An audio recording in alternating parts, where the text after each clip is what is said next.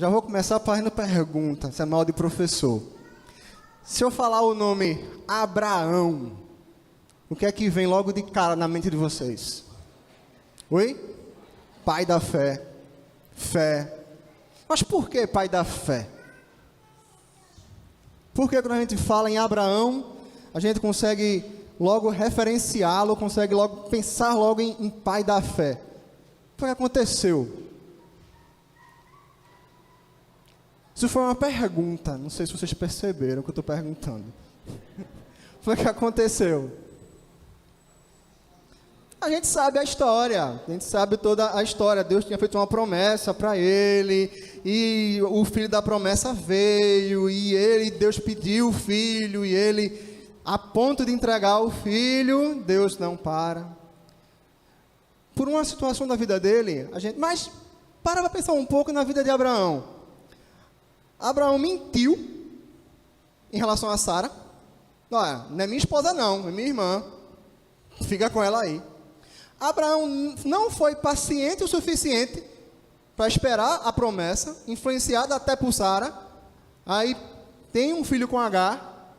E por que uma pessoa que a própria Bíblia declara as suas falhas, acaba tomando esse rótulo de pai da fé, sendo identificado diretamente com a fé? Outro exemplo disso, Davi. Quando a gente pensa em Davi, a gente pensa em quê? Qual é o maior título que Davi tem? O homem segundo o coração de Deus.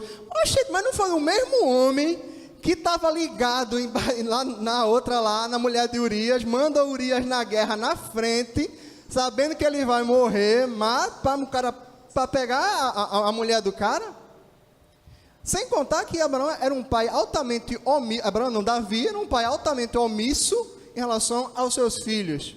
E por que essas pessoas cheias de falhas são identificadas por esses atos, pela fé, identificados ser segundo o coração de Deus?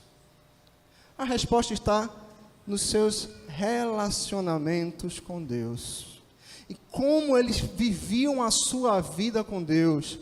Homens falhos, tanto quanto nós, falíveis, capazes de praticar atos horrendos, como a própria morte de Urias, mas que tinham um coração voltado ao Senhor, que apesar de suas falhas, estavam completamente rendidos aos pés de Deus. E os seus relacionamentos, o modo como ele se relacionava com Deus e o que Deus representava para cada um deles, fazia a diferença na vida deles, a ponto de as suas falhas não serem suficientes para encobrir ou para manchar o seu relacionamento com Deus. E agora eu pergunto para cada um de nós, quando eu falo igreja de Deus, como é que nós somos identificados hoje? Como é que Alexandre hoje é identificado? Como é que Eliseu hoje é identificado?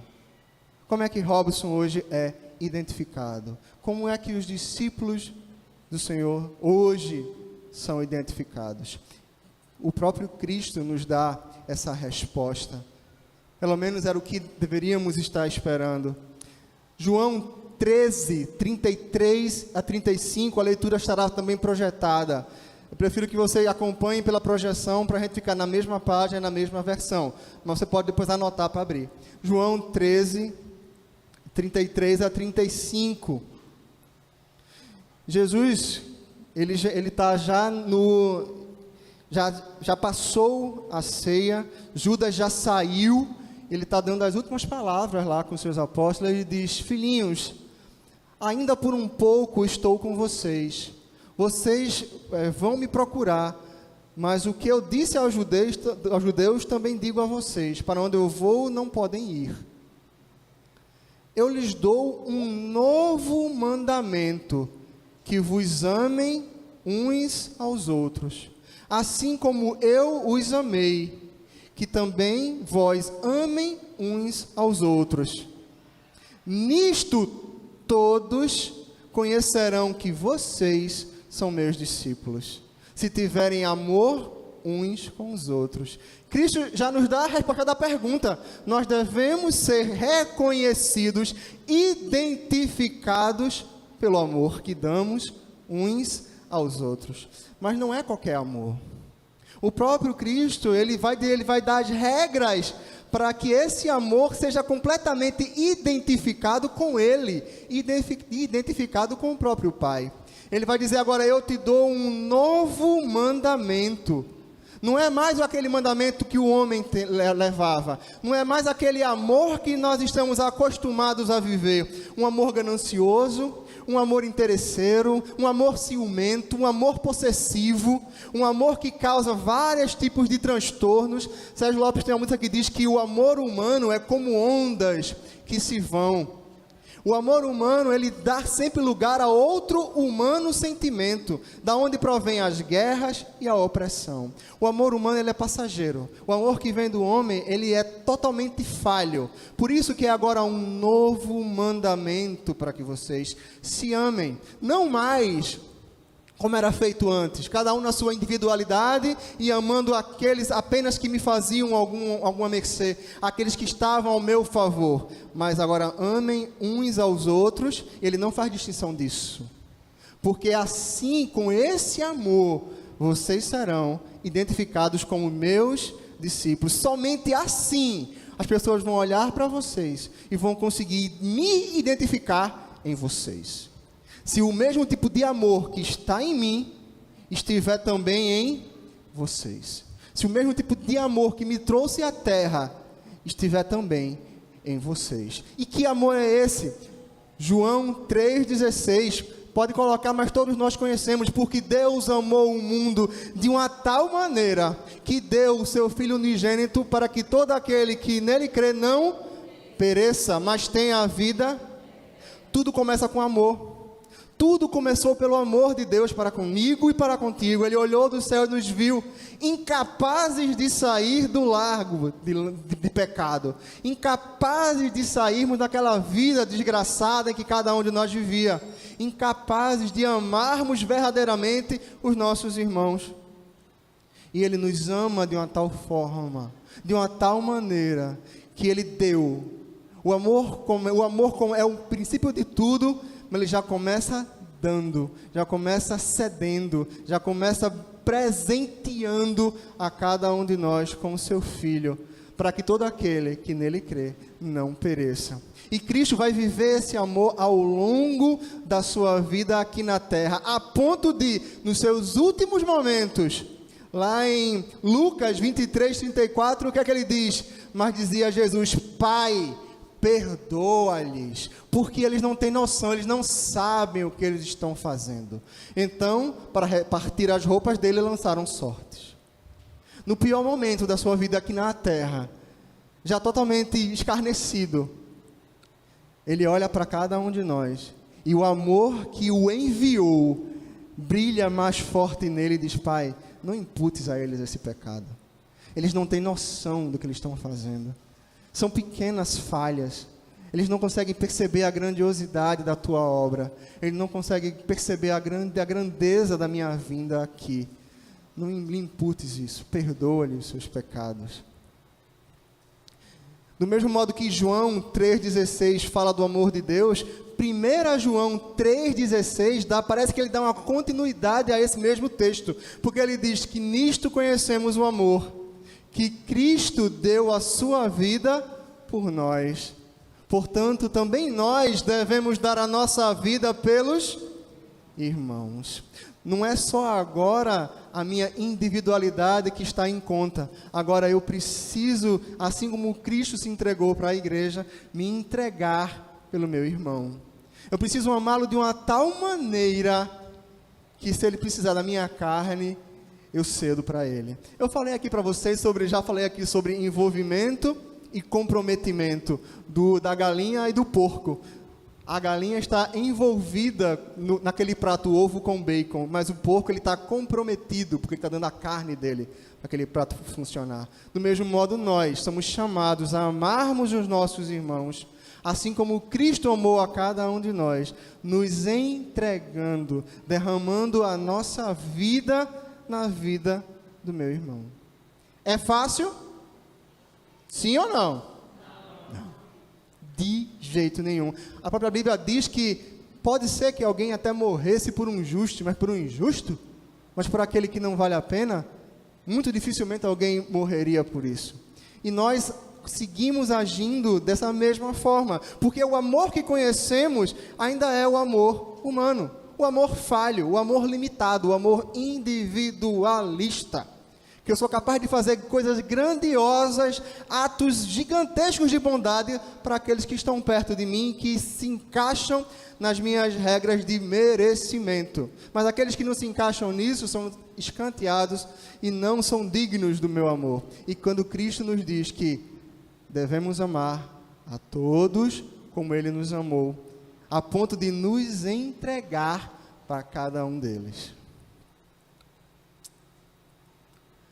Eu gosto muito das cartas de João, primeira, segunda e terceira epístola dele. A primeira, que é a carta do amor, para mim é essencial. E nesse tema de amor, eu queria que a gente lesse. Chega em casa, depois lê a carta toda, ela é belíssima. Mas 1 João 3, nós leremos do 11 até o 19. Porque esta é a mensagem que ouviste desde o princípio, que nos amemos uns aos outros. Não como Caim, que era do maligno, e matou a seu irmão. E por que causa o matou? Porque as suas obras eram más, e as de seu irmão justas. O amor humano, ele é invejoso. O amor humano, ele é capaz de atrocidades gigantescas. Recentemente, eu perdi um primo, e agora, com as investigações, descobriram que mataram ele porque estavam de olho nas coisinhas que ele tinha conquistado na vida. As poucas coisas que ele tinha conquistado, os amigos, um vizinho dele, de frente, cedeu a arma para matar ele. E era amigo do cara. Que amor é esse? Que amizade é essa? Que relacionamento é esse? É o relacionamento humano. É o amor humano, que pode ser trocado por qualquer outro tipo de sentimento. Basta me favorecer mais do que o amor que eu sinto, ou o amor que eu declaro.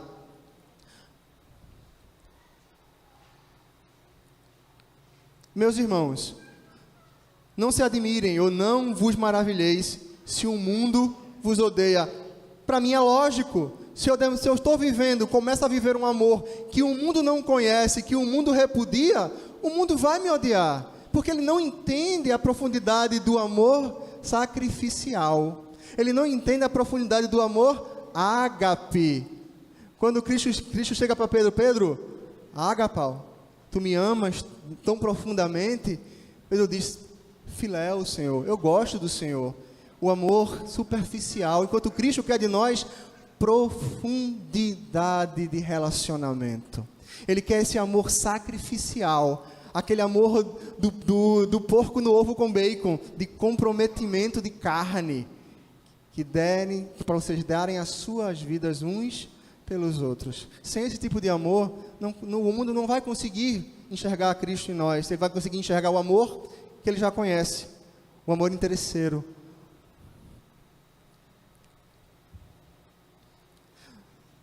Nós sabemos que passamos da morte para a vida, porque amamos os irmãos. Quem não ama seu irmão, permanece na morte. Vida sem sentido, vida sem valor. Não tem nada de interessante numa vida em que o amor não se faça presente. É uma vida que não vale a pena ser vivida.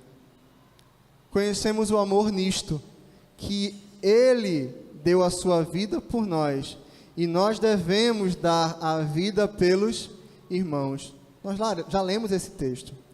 Quem, pois, tiver bens do mundo, e vendo o seu irmão necessitado, lhe cerrar as entranhas, a minha versão diz isso, lhe cerrar as entranhas, como estará nele o amor de Deus? Falávamos disso hoje de manhã, que quando Paulo escreve a Timóteo, ele diz, olha, trata os idosos como a pais, as senhoras como a mães, as moças como a irmãs, trazendo todo um ambiente familiar para a igreja, aonde nós nos chamamos irmãos, não é por nada, mas porque aqui é a família de Cristo. Nós somos a família do Senhor. E façamos o bem a todos, principalmente aos domésticos da fé, aos da família da fé. E ele vai dizer, se eu sei que meu irmão passa por alguma necessidade, e agora a gente vai além, que não é só uma necessidade material, uma necessidade espiritual também está envolvido nisso. Se eu sei que ele precisa disso e eu posso fazer alguma coisa e eu não faço, eu peco, porque eu não estou demonstrando o amor que Cristo espera que eu demonstre. Eu não estou mais demonstrando aquele amor que Ele demonstrou por mim e que Ele espera que eu repasse para os nossos irmãos.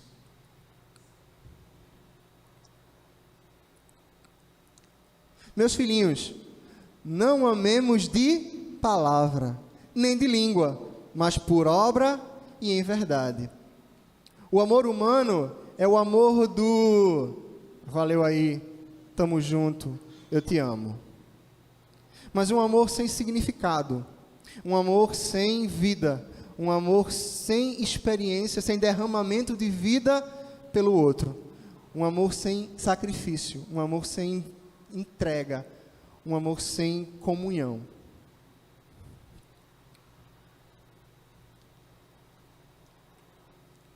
E nisto conhecemos que somos da verdade, diante dele asseguraremos o nosso coração.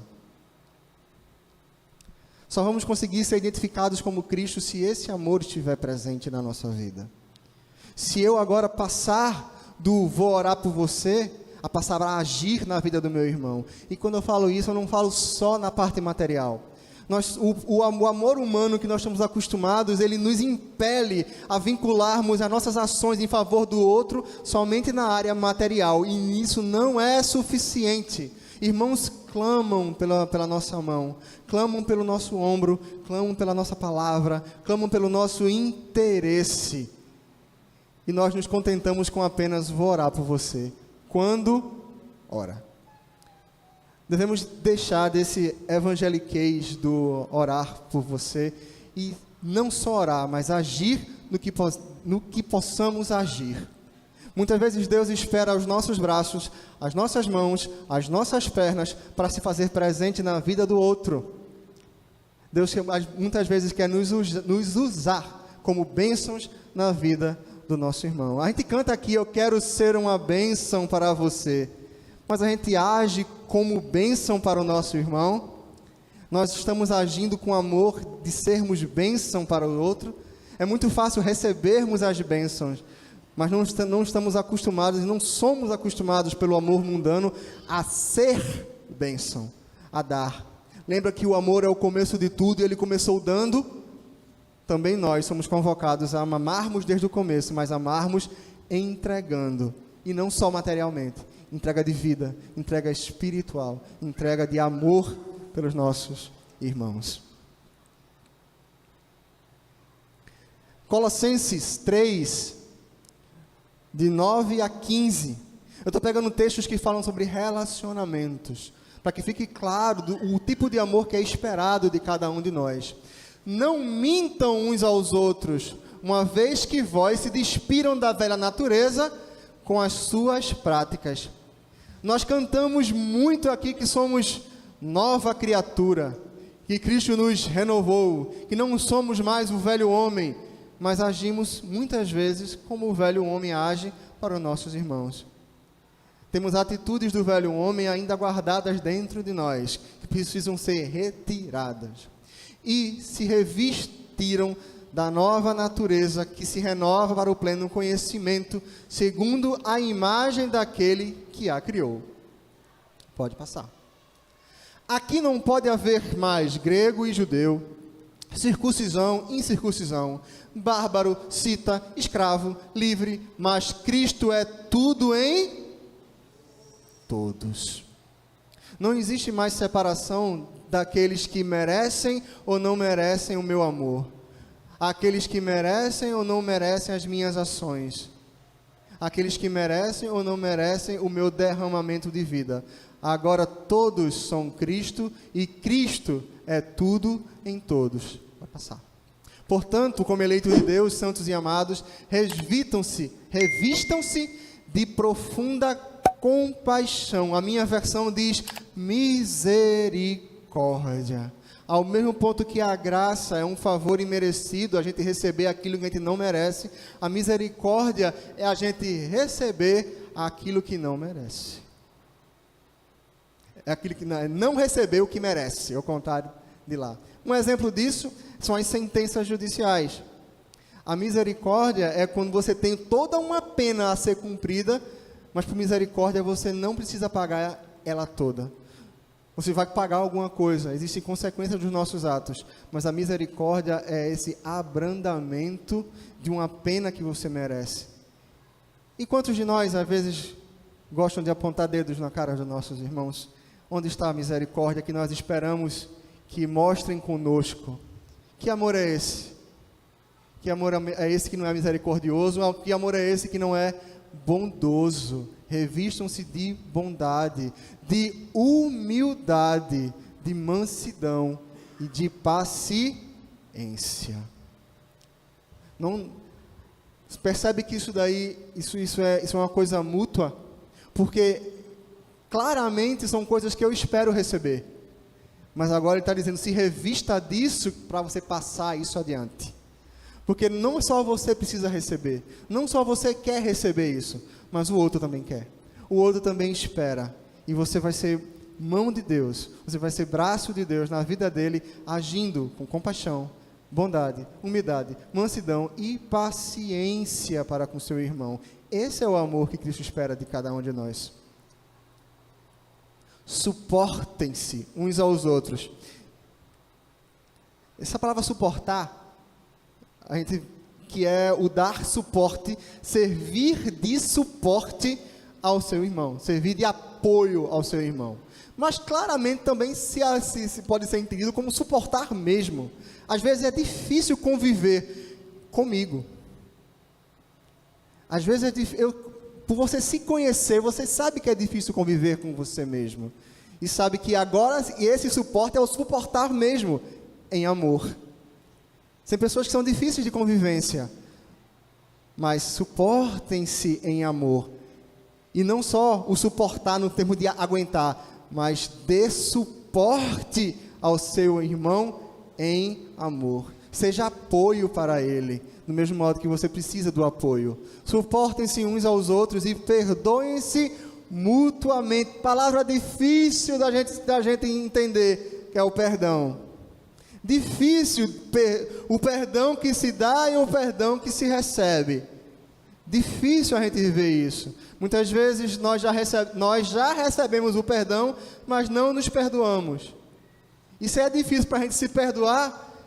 Imagine muitas vezes perdoar o outro que está do outro lado. Quando muitas vezes o perdão significa abrir mão do seu direito, significa dar o primeiro passo, significa chegar junto quando o outro não quer estar perto de você. É viver o amor do Pai. Perdoa-lhes, porque eles não têm ideia do que eles estão fazendo. Caso alguém tenha motivo de queixa contra outra pessoa, assim como o Senhor perdoou vocês, perdoem também uns aos outros. A oração que Cristo nos ensinou está lá. Perdoa os nossos pecados da mesma forma, com o mesmo peso, da mesma maneira que eu perdoo. Aí pegou a gente de jeito. Porque se o perdão de Cristo fosse totalmente limitado ao modo como nós perdoamos, a gente estava muito ruim de receber esse perdão. E Cristo muitas vezes age de misericórdia para conosco, para o nosso coração duro de perdoar, coração duro de nos relacionarmos, coração duro para amarmos. Acima de tudo isso, porém, esteja o amor, que é o vínculo da perfeição, é o vínculo do nosso relacionamento perfeito entre nós e com Cristo. O amor tem que ser esse elo, tem que ser esse vínculo que nos une, tem que ser aquele. Você já disse a seu irmão que está do seu lado hoje que o ama? Hoje você já falou para quem está do seu lado, eu te amo? Tem agora essa oportunidade, diga para o seu irmão que você o ama. Agora, diga com sinceridade que o amor seja esse vínculo que une a gente. Que o amor seja esse vínculo da perfeita união nossa com Cristo, com Deus. Que a paz de Cristo seja o árbitro no coração de vocês. Muitas vezes os nossos corações estão magoados, estão entristecidos, estão para baixo, derrotados. E muitas vezes é com o nosso irmão, muitas vezes é com o outro irmão, muitas vezes é com quem está perto de nós. Mas a paz de Cristo, o seu amor, tem que ser o árbitro disso. Tem que arbitrar esse relacionamento, tem que arbitrar essa dor, para não passarmos e acabarmos sendo extremamente, eu quero achar a palavra para a gente poder, superlativamente amarmos o nosso irmão. Precisaremos do amor de Cristo como árbitro no nosso coração. Pois foi para essa paz que vocês foram chamados em um só corpo, e sejam agradecidos. Apareceu agora mais uma palavra na nossa história: corpo. Passa o texto, que é Romanos 12, 4 e 5. Porque assim como num só corpo temos muitos membros, mas nem todos os membros têm a mesma função, assim também nós, embora sejamos muitos, somos um corpo em Cristo e membros uns dos outros. Quem é aqui que adoraria perder a mão? Perder o pé? O dedo mindinho, aquele que bate na quina das coisas, que não tem muita serventia. A gente não quer perder. E por que a gente abre mão dos nossos irmãos, que são membros do nosso próprio corpo? Por que a gente abre mão disso? Porque a gente é capaz de abrir mão. Porque o nosso amor ainda não está do jeito que deveria estar. Ainda em Romanos 12, 9, 15. O amor seja sem hipocrisia. A minha versão diz: seja não fingido. Lembra que a gente leu um pouquinho antes, que o não amemos só de palavra, nem de língua, mas amemos de obras? O amor seja não fingido, que se consiga ver e entender a veracidade do amor que você diz ter pelo seu irmão. Odeiem o mal e apeguem-se ao bem. Amem uns aos outros com amor fraternal. Quanto à honra, deem sempre preferência aos outros. O amor humano não prega isso não. O que é que o amor humano diz? Primeiro eu, segundo eu, terceiro eu, quarto eu, e no quinto, se tiver tempo, o outro. Por isso que o mundo nos odeia. Porque o amor de Cristo diz: primeiro o outro, segundo o outro, terceiro o outro, quarto o outro, por último, se tiver tempo, eu. E não é fácil a gente fazer isso. Nós não somos acostumados, nós não temos uma vida que nos favorece vivermos dessa maneira.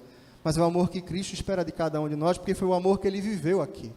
Ele veio aqui não para fazer a sua vontade, mas fazer a vontade daquele que o enviou. E ele veio aqui já com um fim certo, de se entregar por mim e por você, por amor. Quanto ao zelo, não sejam preguiçosos, sejam fervorosos de espírito, servindo ao Senhor.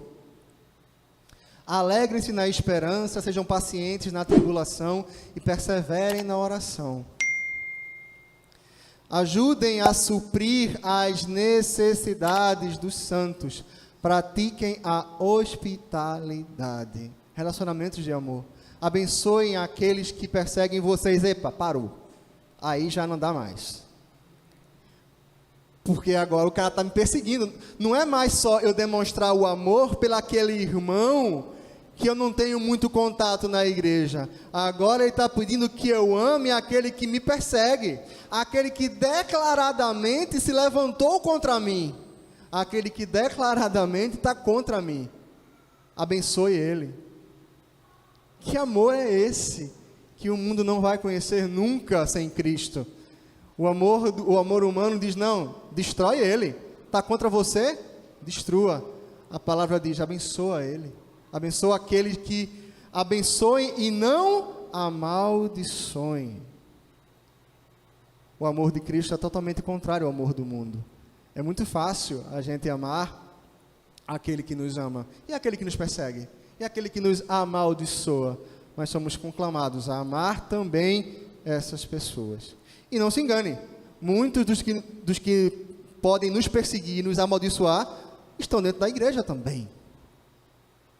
E precisamos ser misericordiosos, bondosos, humildes, pacientes. Tudo aquilo que a gente leu também com essas pessoas. Alegrem-se com os que se alegram e chorem com os que choram. Ele faz alguma restrição aí? Não. Ó, se alegra só com aquele teu grupinho de amigo. Aquele que tu escolheu, tu separa ele. Então, todo mundo alegre, todo mundo triste, mas ninguém solta a mão de ninguém. Não. O que é que Cristo está dizendo? Alegrem-se com que se alegram, independentemente de quem sejam. E chorem com os que choram, independentemente de quem sejam. Empatia. O amor se manifesta também através da empatia. A capacidade que eu vou ter de me colocar no lugar do outro. A capacidade que eu vou ter de sentir a dor que ele sente, mas também sentir a alegria que ele sente. O amor humano diz, se ele está alegre, derruba ele, porque você deveria estar mais alegre do que ele. Se ele está ruim, deixa ele como está, pelo menos não é você. É isso que o mundo diz. E Cristo diz, não, se alegre com a vitória do outro, porque a sua pode estar bem perto também. E chore com a dor do outro, porque a dor dele pode ser a sua amanhã. E você vai precisar também de ombros para chorarem juntos com você. E para terminarmos, eu não poderia terminar essa palavra para os irmãos sem ler 1 Coríntios 13 com os irmãos. Ainda que eu fale a língua dos homens e dos anjos, se eu não tiver amor, eu serei como o bronze que soa, ou como o símbolo que retine. Ainda que eu tenha o dom de profetizar e conheça todos os mistérios e toda a ciência, ainda que eu tenha tamanha fé, a ponto de transportar montes, se eu não tiver amor, nada serei. E ainda que eu distribua todos os meus bens entre os pobres, e ainda que entregue o meu próprio corpo para ser queimado, se eu não tiver amor, isso de nada me adiantaria. O amor, ele é paciente, ele é bondoso. O amor, ele não arde em ciúmes, não se envaidece, não é orgulhoso, não se conduz de forma inconveniente, não busca os seus próprios interesses, não se irrita, não se ressente do mal. O amor não se alegra com a injustiça, mas se alegra com a verdade. O amor tudo sofre, tudo crê, tudo espera, tudo suporta. O amor jamais acaba. Havendo profecias, desaparecerão. Havendo línguas, cessarão. Havendo ciência, passará. Pois o nosso conhecimento é incompleto e a nossa profecia é incompleta. Mas quando vier o que é completo, então o que é incompleto será aniquilado. Quando eu era menino, falava como menino, sentia como menino, pensava como menino. Quando cheguei a ser homem, desisti das coisas de menino. Porque agora vemos como um espelho, de forma obscura. Também depois veremos face a face. Agora meu conhecimento é incompleto. Depois conhecerei como também sou conhecido. Agora, pois, permanecem a fé, a esperança e o amor. Essas três, porém, o maior deles é o amor. Que Deus nos abençoe. Amém.